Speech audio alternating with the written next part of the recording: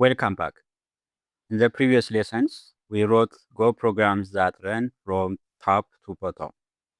But real software quickly becomes bigger. And when programs grow, repeating code becomes a problem. So today we are going to learn how developers organize code into reusable blocks.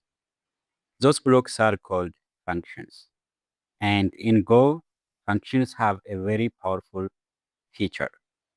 They can return multiple values, and that leads to one of the most important ideas in Go. Errors are returned as values. Let's start from the basics.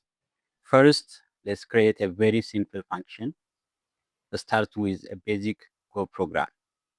Every Go program begins with a package declaration, package main.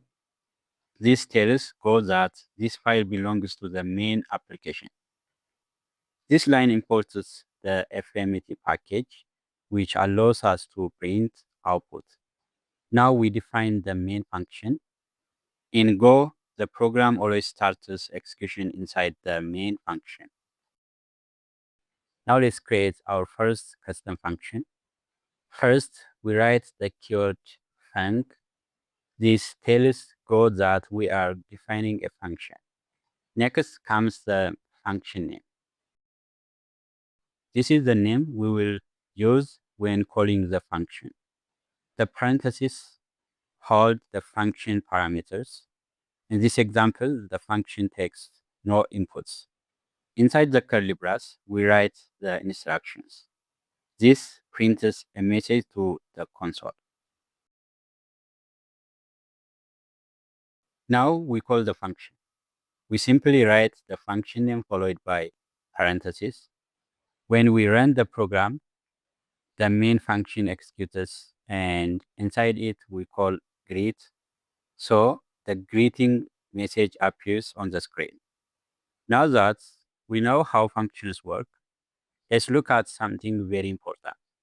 Every function in Go has something called a function signature. Let's understand what that means. A function signature describes the structure of a function. It includes three main parts: function name, function signature, and return type. Let's create an example. First, we write func, then the function name add. This function will add two numbers. Next, we define parameters. A int, comma, b int. This means the function receives two integers. At the end, we see int. This is the return type. It tells Go that the function returns an integer. Inside the function, we return a plus b. The return statement sends the result back to whoever called the function. Now let's use this function. First, we call the function add. We pass two numbers as arguments, 5, 3. The function calculates the result. Then it returns the value. We store it here, a result. And finally, we print it.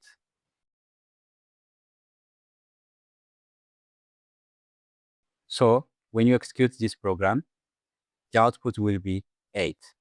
So far, our function returned one value.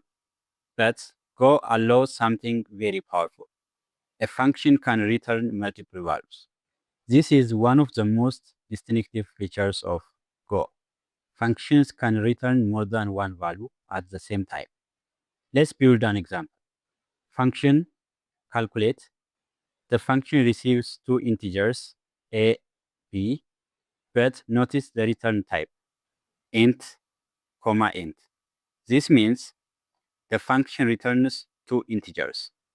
Inside the function, we calculate two values, sum, a plus b, and the product, a times b. Then we return both, return sum, comma, product. Now let's use the function. When calling the function, we must capture both return values.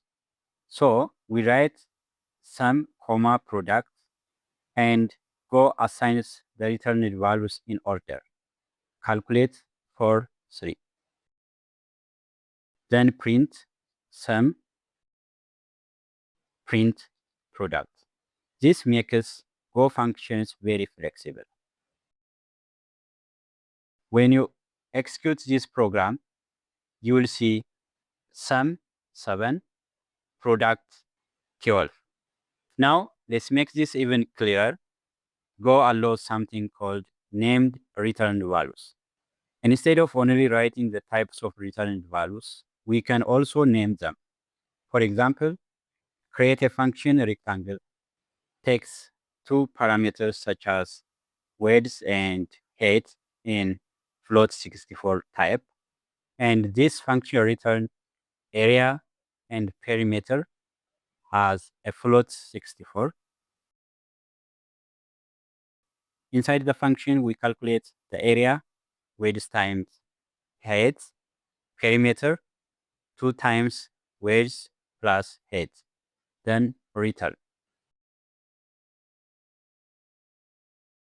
Here, the function signature are area float64 and perimeter float64. This means the function will return two values, area and perimeter. Inside the function, we assign values, width times height to area. This calculates the area. Next line, we calculate the perimeter by multiplying the sum of width and height by 2. This calculates the perimeter. At the end, we simply return because Go already knows what variables must be returned. We don't need to specify the returned values in the return because we already specified the value that's going to be returned in the function definition, area and perimeter. So we don't need to just specify in the return statements. Without values, we can put return at the end.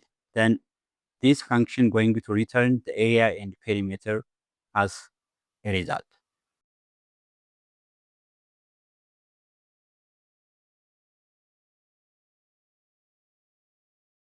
So far, we have returned numbers, but Go uses this same system for something extremely important, handling errors.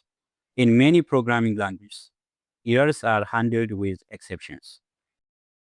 For example, in Python, we use try, except, but Go follows a different philosophy. In Go, errors are returned as values. Let's see how that works. For example, let's define a function safe divide.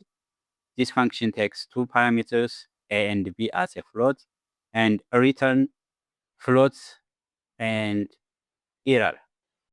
Then inside the function, we define the condition. If b equal to 0, return 0, comma, a statement or a message, error message, fmt.errorf cannot divide by 0. Otherwise, it returns the result of the division of a and b, return result, comma, nil. The function signature are float64 and error. This function returns two values, the result and an error. Inside the function, we check if b equal to 0. If someone tries to divide by 0, we return an error. Therefore, this statement creates an error message. If everything is fine, the result is returned, and the error is nil. In Go, nil means no error occurred. Now, let's call the function save divide assigned into result and error because the function signature are result and error. And we pass two values, 10 and 0. Here, if error different from nil, it prints the error and return. If an error exists, we handle it. Otherwise, we print the result. When you execute this program, it returns the error because 10 divided by 0 is error. Number doesn't divide by 0. For example, let's change the number 0 to 5. 10 divided by 5. There is no error in this case, so it returns the result that is true. Today, we learned one of the most powerful features of Go. Functions allow us to organize code, reuse logic, build larger applications. We also explored function signatures, multiple return values, named return variables, and Go's unique error handling approach. These ideas appear everywhere in Go programs, so mastering them is essential. Thanks for watching, and I'll see you in the next tutorial.